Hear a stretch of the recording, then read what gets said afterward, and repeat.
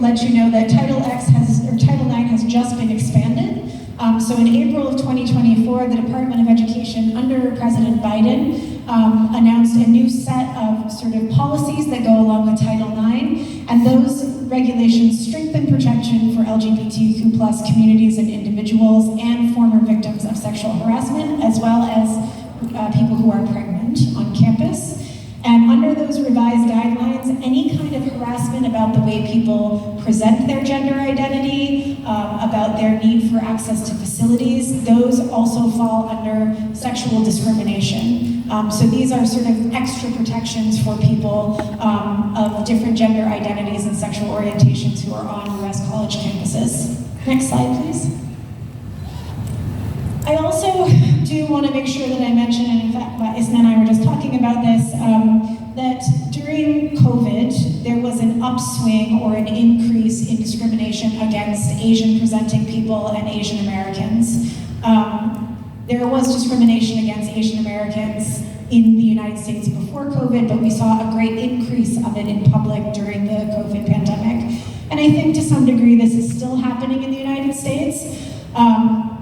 President Biden put a law in place in 2021 that was an Anti-Hate Crimes Act, so there's special laws now protecting people against discrimination, particularly towards Asian Americans, Asian presenting, or Arab American communities. And you have a right to be protected against this kind of discrimination, whether it's in public or on your college campus.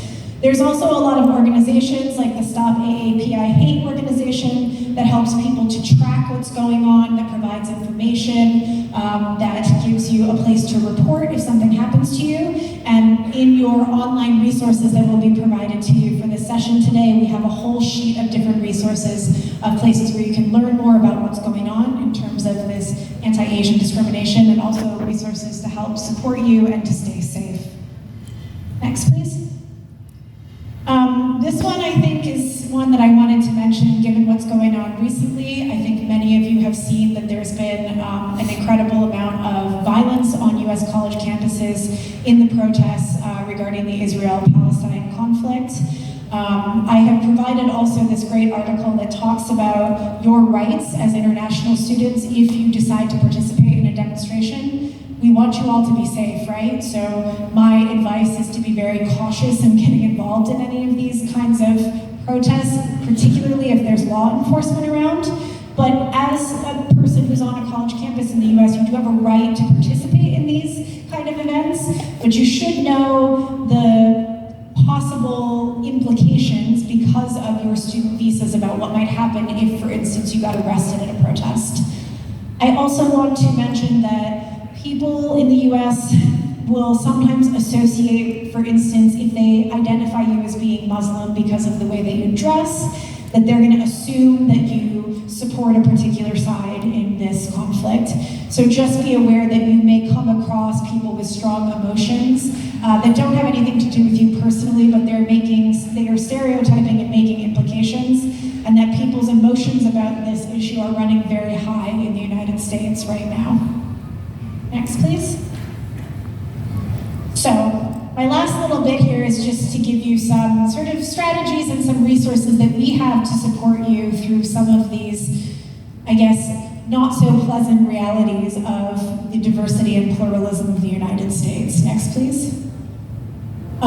Again, I just want to underline that, you will go through feelings of loneliness and isolation, and you may encounter microaggressions and discriminations based on stereotypes about your identity. Unfortunately, it is just part of the cross-cultural experience, and it's still part of the reality of social and political life in the United States. But these are part of the challenges of living in a new environment, a new culture for anybody who's doing a cross-cultural education program, and you don't have to go through this alone. Next slide, please.